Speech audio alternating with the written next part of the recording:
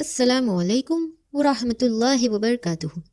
Hello दोस्तों, આ સાલ ઇસ્તિફાદા ઇલ્મિયામાં મૌલા તવલીલ્લાહ શરીફે ઘણું તાકીદન ફરમાયું કે મુમિનીન આપણા સેહતનું ધ્યાન રાખે, એક્સરસાઇઝ અને સગલું બરાબર કરે.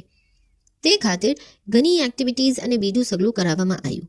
તો અમે આ એક સિરીઝ શરૂ કીધી છે જેનું નામ છે આઝાનું અહેસાસ સેહતનું અસાસ.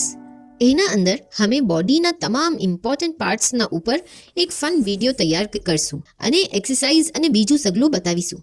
તો અગર આપ હમારા ચેનલ ઇન્સ્પાયરિંગ મુમિનીનને સબસ્ક્રાઇબ નથી કીધું તો હમણાં જ હમારા ચેનલને સબસ્ક્રાઇબ કરીએ તાકી આપ હમારું કોઈ ભી વિડીયો મિસ ના કરો. તો ડૉક્ટર, આજે આપણે શું ચીજની જિક્ર કરશું?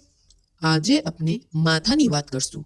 ડુ યુ નો, એક ઇન્સાનના બ્રેનની એક્ટિવિટીથી we can power a small light bulb.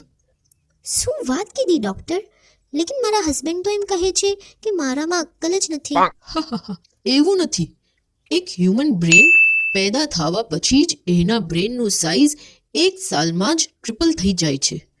અને એમ જિકર આવે છે કે દૂધી યાની આલ, જેને આપણે ઉર્દુમાં લૌકી કહીએ છીએ, એ જમવાથી અકલ તેજ થાય છે અને દિમાગમાં કુવત જ્યાદા થાય છે. અરે વાહ, મને તો આમ બી દૂધી ઘણી પસંદ છે.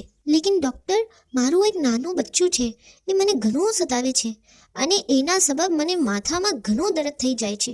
એનું બી કંઈ નુસ્ખો હોય તો બતાવીએ ને. મૌલા તવલીલ્લાહ શરીફ એક બયાનમાં એમ ફરમાવે છે, લા યુસદ્દઉના અન્હા વલા યુન્ઝિફૂન. આ તસ્બીહ કરે તો એને માથાના દર્દથી શિફા થશે અને ભૂલવાની તકલીફ હોય તો 156 વાર સનુક્રેયો કા ફલા તનસાની તસ્બીહ કરે. શું વાત કીધી ડૉક્ટર? આ તસ્બીહ તો મેં જરૂર મારા હસબન્ડને કહીશ. એ અક્સર મારું બર્થડે ભૂલી જાય છે. તમને ખબર છે, એક હ્યુમન બ્રેનનું વજન કરીબ 3 પાઉન્ડ્સ લગ હોય છે અને એની short term memory 20 to 30 seconds લગ રહે છે. એન્ડ ઓલ્સો જોરથી કોઈ ચીજ પડવાથી બ્રેનના ડિફરન્ટ સર્કિટ્સ એક્ટિવેટ થઈ જાય છે. દેટ્સ વાય કુરાન ભી જોરથી પઢીને હિફ્ઝ કરવું જોઈએ. ઓહ, મેં તો કુરાન જોરથી જ પઢું છું તાકી ઘરમાં ભી એની બરકત પહોંચે. હવે મેં તમને માથાની કુછ એક્સરસાઇઝીસ બતાવું છું. માથાની વર્જિશ. Exercise number 1. Keep your head straight without moving it. Bend your chin towards the chest as if making a double chin. This will stretch the muscles of the neck. Repeat this a few times. Exercise number 2. Neck rotations. Sit or stand straight and slowly turn your head to the right side. Hold it for a while, then do the same on the left side. Repeat this about 10 times. Doctor, આપસી વાત કરીને મારી ઘણી help થઈ ગઈ. મને માથાના related સગલું સમજ પડી ગઈ. મને એક ઓર સવાલ થયો, અગર દિલમાં વસવસાઓ આવતા હોય તો શું કરવું જોઈએ?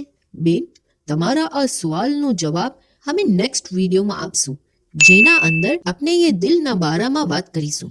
તો દોસ્તો, અગર આપને આજની વિડીયો પસંદ આવી તો આ વિડીયોને જરૂર લાઈક કરજો, કમેન્ટ કરીને હમારા સાથે જરૂર આપના વ્યૂઝ શેર કરજો. આ વિડીયોને આપના ફ્રેન્ડ્સ અને ફેમિલી સાથે શેર કરજો.